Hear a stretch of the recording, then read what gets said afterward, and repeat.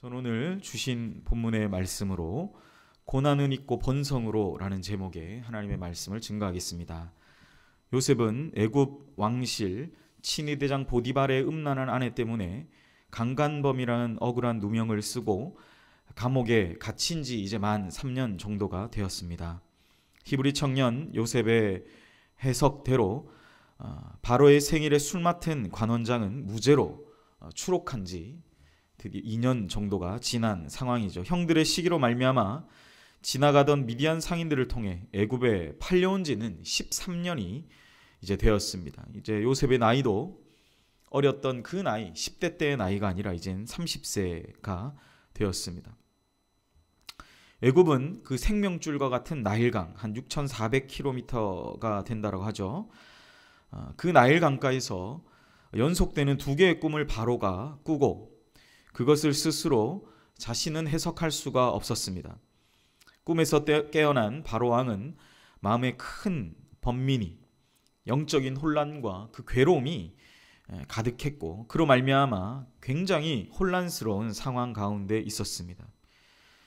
애굽에 있었던 모든 그러한 관례대로 이제 나라 안팎에 있는 모든 최고의 그 별을 통해서 점을 쳤던 점성술사와 또 여러 가지 해석을 하는 그때 당시의 박사들, 그 사람들이 모여서 바로의 지난밤에 꾸었던 그 두 가지의 꿈을 해석하도록 그런 요청을 했었습니다. 그러나 누구도 바로의 꿈을 해석할 수가 없었죠. 왕의 명령에 따라 동원된 당대 최고의 지식인들, 종교 지도자를 포함해서 그 당시에 그 시대를 분별하는 그러한 눈을 가지고 있었다라고 일컬어졌던 많은 지식인들이 이 바로의 꿈을 해석하지를 못합니다.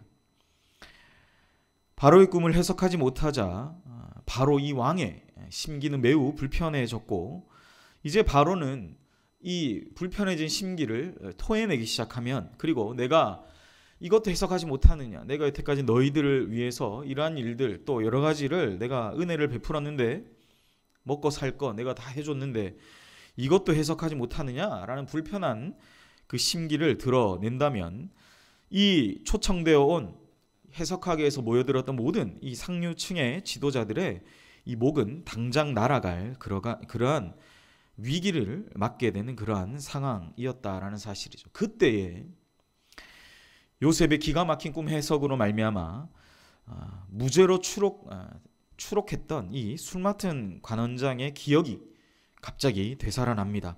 2년 동안 까맣게 잊고 있었던 그 상황 가운데에서 그가 은혜를 받았을 때 그가 꾼 꿈으로 인해 요셉의 해석을 해주고 3일 만에 정말 그 감옥, 지옥과 같은 감옥을 탈출하게 될 때만 해도 내가 당신을 결코 잊지 않겠습니다 라고 말했던 술 맡은 관원장은 이제 자기가 왕으로부터도 받았던 일들이 바빴는지 몰라도 그 요셉을 완전히 2년간 까맣게 잊고 있었다라는 사실이죠.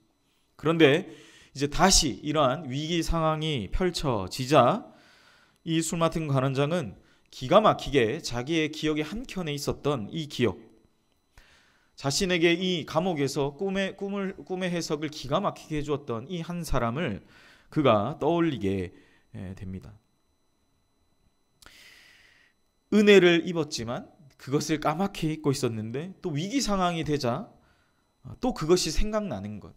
어쩌면 이러한 어떤 상황, 이러한 연결고리는 우리의 일생에 자주 있는 아주 흔한 그런 어떤 상황이 아닌가라는 생각해요. 은혜를 받고 그것을 망각하고 또 위기 상황이 생길 때 그것을 다시 기억하게 되는 인생의 하나의 연결고리와 같은 것. 그것이 오늘 이 술 맡은 관원장의 상황 가운데도 나타나게 되었습니다. 꿈 해석 전문가인 이제 그를 똑똑똑 이제 감옥 가서 그를 이제 다시 초청하게 된다라는 거죠. 술 맡은 관원장은 애굽 이 바로 왕을 급히 찾아가서 투호된 히브리 소년 요셉에 관한 이제 청년이 되었죠. 그때는 소년이었을지 몰라도 청년이 된 요셉의 이야기를 상세하게 하면서 어쩌면 당신의 꿈을 해석할 마지막 사람이 이 사람일 것이다 라고 적극 추천하게 되었고 술 맡은 관원장의 추천으로 바로는 감옥에 갇혔었던 이 요셉을 급히 호출을 합니다. 2년 전 감옥에서 두 관원장, 사실 한 명이 더 있었죠. 우리가 술 맡은 관원장이 있었고 또 떡 맡은 관원장이 있었습니다. 그런데 떡 맡은 관원장은 그 머리맡에 있는 떡을 막 새가 쪼아 먹는 걸 보고 그 목이 달아날 것이다. 떡 3개는 3일을 의미하고, 또 술 맡은 관원장은 술 3잔을 왕께 부어드리는 그런 꿈을 요셉이 기가 막히게 해석하는 것처럼, 요셉은 바로왕에 서면서도 똑같이 이 꿈을 꾸게 하시고 또 해석하시는 분은 오직 여호와 하나님이시라고 이 바로 앞에서 담대하게 말합니다. 하나님께서 평안한 대답을 주시기를 간절히 주실 것을 간절히 바라며 그것을 강조하면서 말입니다. 우리가 너무나 잘 아는 대로 꿈의 내용은 이렇죠. 어느 날 바로가 잠자리에 들었는데 꿈속에 아름답고 살찐 암소 7마리가 애굽의 생명줄 이 나일 강강 갈대밭 사이에 몸이 물에 반쯤 잠긴 상태로 풀을 뜯고 있었다라는 거죠. 그런데 사람들이 볼 때에 눈에 보기에도 참 악하고 애굽에서 지금까지 한 번도 본 적이 없는 매우 흉악하고 파리한 7 암소가 갈대밭 사이에서 올라오더니 어떻게 합니까? 이 아름다운 7마리의 암소를 순식간에 먹어치웠다라는 겁니다. 암소가 암소를 먹어치우는 이 희한한 광경을 바로가 목격하게 된 거죠. 또 바로는 흉악한 7마리의 이 소가 살찐 이 아름다운 암소를 모두 먹었지만, 이 먹었으면 뭔가 좀 살이 찌거나 이렇게 좀 뚱뚱한 모습이 있어야 되는데 그런 게 없고 여전히 파리하고 흉악한 모습을 한 상태였다라고 기록하죠. 괴상하고 무서운 꿈을 꾼 뒤 왕은 또 비몽 사몽 가운데 다시 잠자리에 들자 무성하고 생생한 식물 한 가지에서 아름다운 7개의 이삭이 나와서 갈대밭의 여러 산들 바람 가운데 이렇게 산들산들 움직이는 아름다운 7 이삭이 있었습니다. 그것을 한참 바라볼 때 너무 아름다운 광경에 황홀했노라 그렇게 말했지만, 그것이 얼마 채 가지 않자 가늘고 또한 동풍에 마른 이삭이 갑자기 나와서 이 7 이삭을 다 먹어치우는 모습, 그러니까 먹어치우는 것은 똑같은 것이죠. 동물이 동물을, 식물이 식물을 먹어치우는, 그리고 멸망시키는 듯한 그러한 모습의 불가사의한 사건이 자신의 꿈속에서 일어났다라고 바로는 설명을 합니다. 여러분은 어떻습니까? 여러분은 인생을 살면서 가끔 꿈을 꿀 때가 있죠. 이런 꿈을 혹시나 꾸신다면, 이런 유사한 꿈을 꾸신다면 여러분 어떤 감정이시겠습니까? 저는 사실 꿈을 잘 꾸지 않아요. 모르겠습니다. 꿈을 안 꾼 지 꽤 오래됐어요. 근데 최근에 꿨던 꿈은 저희 집 화장실에 갑자기 꿈이에요. 꿈. 지금 있었던 일이 아니라 화장실에 제가 씻으려고 섰는데, 샤워기를 섰는데 이 배수구에서 이 오물이 확 역류하는 그런 꿈을 꿨습니다. 제가 꿈을 잘 안 꾸는 사람이 이 꿈을 꾸니까 요셉 생각이 났어요. 도대체 하나님 무슨 뜻입니까 이게? 아무리 이리 생각하고 저리 생각해도 제 상황과 뭐 맞는 일들이 전혀 아무것도 사실은 없었습니다. 그런데 얼마 지나지 않아 우리 교회 행정 집사님을 통해 한 가지 이야기를 듣게 됐어요. 저는 그게 하나님 응답이라고 생각했어요. 뭐냐면 정화조 청소를 한다는 거예요, 제 교회. 그래서 정화조가 아득 찼구나. 그래서 이런 꿈을 꿨나? 뭐 이런 생각을 했던 적이, 말도 안 되는 뭐 제가 꾼 꿈은 개꿈이고 말도 안 되는 해석일 수 있습니다. 그런데 우리는 그래요, 그죠? 이런 말도 안 되는 개꿈도, 저처럼 꿈을 잘 안 꾸는 사람은 그런 꿈을, 사소한 꿈을 꿨을 때도 이게 무슨 꿈일까? 왜 좋은 물이 역류하는 것이 아니라 왜 이 정말 오물들이 이런 내 화장실, 정말 좋은 화장실 역류했을까라는 생각을 하게 될 때, 한 3일쯤 지났을 때 교회 행정 집사님을 통해서 정화조 청소를 할 때가 됐다라는 것을 통해서 그랬구나, 이렇게 안도할 수 있다라는 거예요. 사실은 뭐 엄청난 안도는 아닌데 그냥 그랬구나라는 그런 안도감을 가지는데, 이 바로는 어떠한 해석 지점이 없었다라는 거예요. 너무나 심각하고 너무나 우려되는 그러한 꿈을 꿨음에도 불구하고 바로는 전혀 이 꿈에 대한 해석 누구도 해주는 사람이 없었기 때문에 그는 불안한 것입니다. 이 불가사의한 꿈, 요셉은 하나님이 이 꿈을 알게 하시기로 꿈은 두 개이지만 하나다라고 말해요. 우리가 잘 아는 대로 이 7년은 7마리의 암소와 아름다운 암소와 7마리의 좋은 이삭은 애굽 전역에 큰 풍년이 들 것을 먼저 말하면서 국가가 부유하게 될 것을 이 간단한 문장으로 그는 예언을 합니다. 그리고 이 7년의 풍년이 앞으로 닥칠 7년의 더 심각한 흉년, 파리하고 흉악한 암소와 또 동풍에 말라버린 그 이삭, 그것이 심각한 흉년 때문에 이 7년의 좋은 풍년을 제대로 관리하지 못하면 이 뒤에 다가올 7년의 거대한 흉년의 큰 위기를 만나게 된다는 것을 그가 아주 간단한 문장으로 말하고 있다라는 사실입니다. 그리고 요셉은 각각의 7년과 흉년, 7년의 풍년과 흉년의 기간을 현명하게 대처할 수 있는 지혜로운 정책을 제시해요. 그러니까 요셉이 참 대단한 사람이죠. 17살에 애굽으로 팔려서 13년 동안 도대체 요셉에게 무슨 일이 있었는가라는 그런 생각이 들 정도로 요셉은 아주 이 13년간 어떤 일을 했는지 모르겠지만 아주 지혜로운 정책을 그가 제시합니다. 요셉은 왕에게 명철하고 지혜로운 사람을 총리로 세워서 애굽 땅을 치리할 수 있도록 또한 제안하면서 요셉의 이 마음속에는 이 사람을 잘 세워서 이 어려움을 극복해 나아가야 한다는 이 어떤 정치의 체계, 어떤 철학이 있었다는 거죠. 사람을 잘 세우고 정책을 잘 세워야 한다. 명철하고 지혜로운 총리 아래서 여러 감독관을 둬서 7년의 풍년이 들 때에 백성으로부터 5분의 1의 세금을 걷어서 바로의 관리하에 두고 각 지역에 세워진 창고에 이 걷어들인 곡식들을 잘 보관해서 도난당하지 않도록 철저하게 관리할 것을 제안했다는 거죠.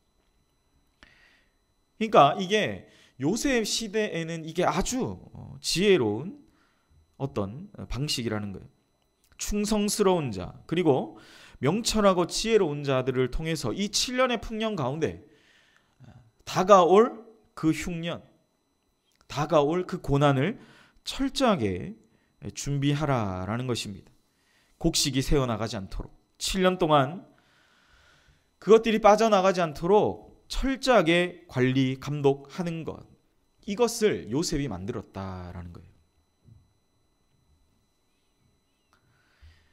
창고에 미리 쌓아둔 곡식들을 이제 더 심각한 흉년이 들었을 때 창고에 미리 쌓아둔 곡식들이 이제 푸는 거죠. 쓰는 거죠. 풀어서 이 기근으로 인해 국가적인 심각한 위기와 멸망을 대비할 것 또한 요셉이 이제 합니다. 이야기합니다. 이게 이 42장 제가 전체에 나와 있는 거예요. 그런데 제가 왜 오늘 그러면 이 얘기를 다 했는데 왜 이 두 절만 읽었을까요? 이 본문이 저는 이제 이 창세기를 특별히 요셉의 인생을 해석할 때 굉장히 중요한 두 구절이다라고 본 겁니다. 요셉은 이 자신의 입술을 통해서 바로의 꿈을 적극 해석하고 국가적인 대안을 제시하면서 이것이 하나님 여호와 하나님께서 주신 거룩한 하나님의 계획으로 이해했다는 거죠.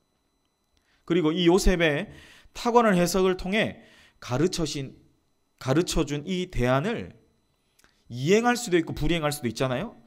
불이행하는 것은 곧 하나님의 말씀에 불순종하는 것이므로 반드시 멸망의 길에 들어설 것임을 그는 선언하고 있는 거예요. 그러니까 중요한 건 여러분 뭡니까? 바로 이방신의 태양신의 아들인 이 바로왕 앞에서 하나님께서 이 꿈의 해석을 가르쳐 주셨고 이 이방신에게 하나님이 가르쳐 주신 이 계획대로 이제 실행할 것을 그가 말했다라는 것입니다. 이제 드디어 그 때가 이름에 하나님은 애굽의 모든 사람들이 이 요셉 앞에 다 무릎 꿇게 하시는 하나님이 그가 어렸을 때 꾸게 하셨던 이 꿈을 이제 실행하십니다. 어떤 꿈이었습니까? 우리가 봤던 이 꿈뿐만 아니라 요셉이 꾸었던 꿈이 있지 않습니까? 볕단이 절하고 해와 달과 별들이 요셉 앞에 절하는 그 꿈, 이것은 요셉에게 절하는 것이지만 요셉을 통하여 역사하셨던 그 하나님께 모든 민족과 열방이, 특별히 이 애굽으로 대변되는 이 나라의 모든 민족과 열방이 그 하나님 앞에, 이 하나님의 통치권 앞에 무릎 꿇게 하셨다라는 사실입니다. 이 어린 시절에 꾸었던 그 꿈을 이제는 30세, 나이가 30이 되었을 그때에 하나님이 이것을 이루어 주셨다라는 거죠. 요셉이 걸어왔던 이 13년의 시간, 13년 전 17세의 어린 나이에 미디안의 상인들에 의해서 보잘것없는 그 수레에 구금되어서 강제로 노예로 팔려왔던 요셉이었다라는 사실입니다. 하나님이 도대체 왜 내게 이런 꿈을 꾸게 하셨을까?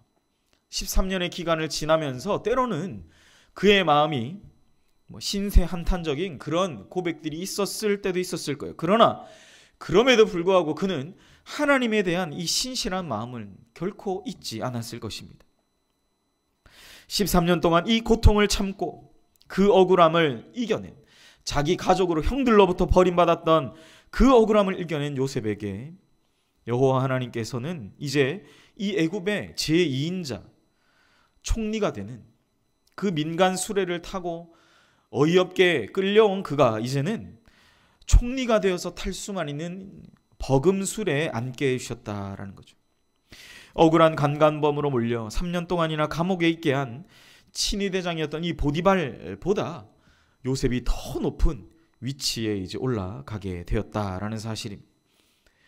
그런 맥락에서 왜 이 오늘 본문이 중요한가? 이제 결론부로 가고 있죠. 이 모든 과정들이 지나 애굽에서 요셉이 총리가 되고 이제 그들의 제사장이었던 한 제사장 보디베라의 딸 이 아스낫이라는 한 여인과 결혼하게 되면서 요셉이 이 흉년이 들기 전 하나님께서 이 요셉에게 두 아들을 주세요. 두 아들을. 우리가 너무나 잘 아는 대로 이 두 아들은 나중에 요셉 지파라고 불려지는 이스라엘의 12지파 중에, 그러니까 요셉이 두 지파의 이제 조상이 되는 거죠. 이 므낫세 지파와 에브라임 지파의 이 조상이 되는 것입니다. 그런데 이 므낫세의 이름의 뜻이 참 독특한 것이죠. 오늘 51절, 52절을 우리 다 함께 한 목소리 다시 한번 읽어보도록 하겠습니다. 시작. 요셉이 그의 장남의 이름을 므낫세라 하였으니 하나님이 내게 내 모든 고난과 내 아버지의 온 집 일을 잊어버리게 하셨다 하며, 여기까지만 잠깐 볼게요. 여러분, 내게 내 모든 고난은 13년의 고난일 수 있습니다. 그리고 뭡니까? 그 13년의 고난을 시작하게 하신 그때 그 사건, 그게 뭐예요? 내 아버지의 온 집 일을 잊어버리게 하셨다. 그러니까 요셉에게 이게 너무나 충격적인 사건이었던 거죠. 형들에 의해서 자신이 팔려가게 된 사건이 너무나 큰 충격이고, 성경은 다 기록하고 있지 않지만 그가 이 한 구절 안에서 얼마나 많은 13년의 갈등이 있었는지를 알려주는 겁니다. 하나님이 어떻게 하셨다고요? 그것을 다 잊어버리게 하셨다. 그래서 여러분, 우리가 때로는 잊어버릴 수 있는 것도 은혜예요. 망각할 수 있는 것도 은혜예요. 내게 있었던 모든 고난의 그 상황을 잊어버릴 수 있는 것도 하나님의 은혜다라는 사실입니다. 므낫세라는 이름의 뜻이 바로 이 고난을 잊어버리게 하셨다. 고난을 잊어버리게 하시는 것. 내가 당했던 고통과 아픔, 그것들을 다 잊어버리게 하시는 것. 현재적 상황이 그러한 고난과 아픔이 있다면 그것 또한 잊어버리게 하실 하나님을 바라보는 것, 그것이 바로 하나님의 은혜다라는 사실. 요셉은 그것을 기억하기 위해서 자신의 아들의 이름을 이 므낫세라는 이름으로 짓고 있다라는 것입니다. 우리 52절 또한 읽겠습니다. 시작. 차남의 이름을 에브라임이라 하였으니 하나님이 나를 내가 수고한 땅에서 번성하게 하셨다 함이었더라. 여러분, 그래서 에브라임은 이 번성이라는데 우리가 예전에 성경은 창성케 하다 뭐 이렇게 돼 있었어요. 그런데 그가 번성하게 되는 곳이 어디입니까? 내가 수고한 땅이죠. 이 수고한 땅은 어디예요? 애굽입니다. 애굽은 어떤 땅입니까? 죄악의 나라죠. 정말 최악적인 우상 숭배가 만연하고 한 땅이. 그런데 요셉은 정말 반이교도적인 그러한 발언을 하고 있는 거예요. 내가 수고한 이 땅에서 하나님이 나를 번성하게 하셨다.